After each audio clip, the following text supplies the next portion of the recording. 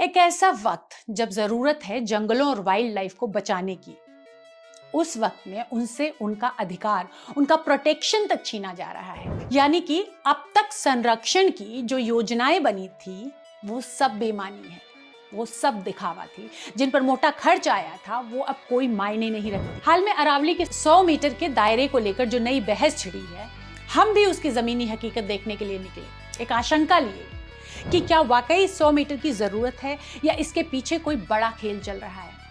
इसी जिज्ञासा में, इसी उत्सुकता में हम गुरुग्राम फरीदाबाद रोड पर चलते हुए मांगरबनी के घने जंगलों की ओर मुड़ गए। हमने सोचा था कि हम कुदरत के नजारों और पहाड़ों की खूबसूरती को अपने कैमरे में कैद करेंगे। वहां पहाड़ तो क्लियरली दिखा नहीं क्योंकि वो तो स्मॉग की चादरों में लिपटा था, लेकिन जो नजारा सामने था उसे देखकर हमारे होश उड़ गए। हमने जो देखा वो सिर्फ जंगल नहीं था, वो विकास और विनाश के बीच की ऐसी धुंधली लकीर थी जिसे देखकर सब समझ में आ जाता है। ये भी बता दूं कि वो तो एक बस नमूना था, ऐसे तमाम नज़ारे होंगे जो देश भर में न जाने कितनी जगहों पर मिलेंगे। तो फिलहाल मैं जरा मांगरबनी के बारे में बता दूं।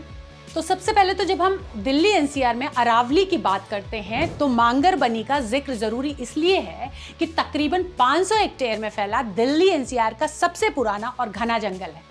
इसे सेक्रेड ग्रूव यानी पवित्र वन माना जाता है। मान्यता है कि सदियों पहले यहाँ गुदड़िया दास बाबा के नाम से एक संत ने तपस्या की थी और गांव वाले आज भी यहाँ से एक पत्ता तक नहीं तोड़ते, ना तो अपने पशुओं को वहां चराते हैं, क्योंकि उनकी मान्यता ये है कि बाबा उन्हें श्राप दे देते हैं।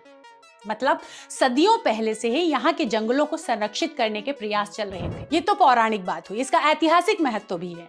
यहाँ हाल ही में स्टोन एज के लाखों साल पुराने औजार और प्राचीन केव पेंटिंग्स मिली हैं, जो साबित करती हैं कि सभ्यताओं की शुरुआत यहाँ से हुई है।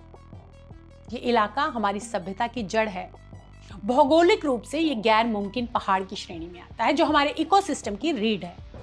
खैर, जैसे ही हम जंगल के सिर्फ 500 मीटर अंदर पहुंचे, मंजर पूरी तरह बदल गया। पेड़ों के पीछे एक आलीशान 5 स्टार प्रॉपर्टी खड़ी नजर आई। हम अज्ञानता में वहां वीडियो शूट करने लगे, लेकिन तभी चोर की दाढ़ी में तिनका वाली कहावत सच साबित होती सी नजर आई। वहां कुछ लोग पहुंच गए, उन्होंने हमसे पूछताछ शुरू कर दी। हमें शक भरी निगाहों से देखते रहे। हम धीरे से वहां से निकल आए। खैर, जो कुछ भी हुआ वो उस जगह और उस वक्त के लिए थोड़ा डरावना जरूर था, लेकिन कुछ ऐसे कारण थे जिसे लेकर हम आश्वस्त थे। उस वक्त हमें एहसास हुआ कि इस सन्नाटे के पीछे कुछ ऐसा है जिसे लोगों की दुनिया की नजरों से बचाने की पूरी कोशिश की जा रही है।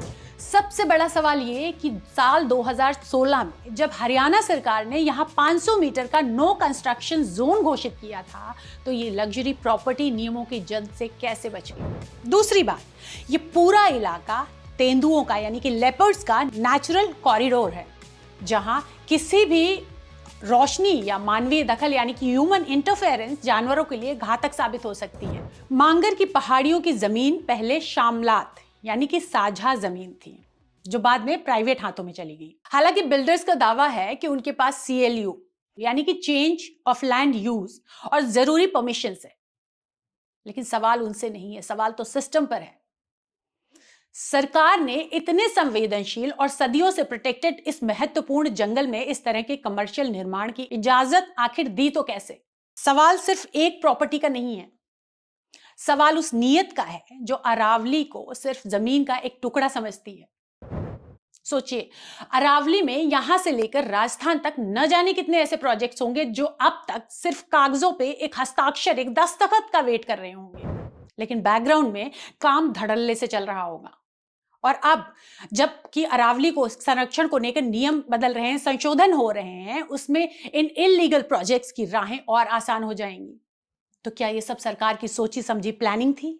क्या नियमों को इसलिए बदला जा रहा है ताकि जंगलों को बचाने के बजाय रसूखदारों के इन प्रोजेक्ट्स को लीगल किया जा सके? मांगरबनी की ये खामोश पहाड़ियां, ये जंगल और दबी आवाज में यहाँ के निवासी यही कड़वा सवाल पूछ रहे हैं कि जब रक्षक ही भक्षक की भूमिका में आ जाए तो जल, जंगल और जमीन कौन बचाए।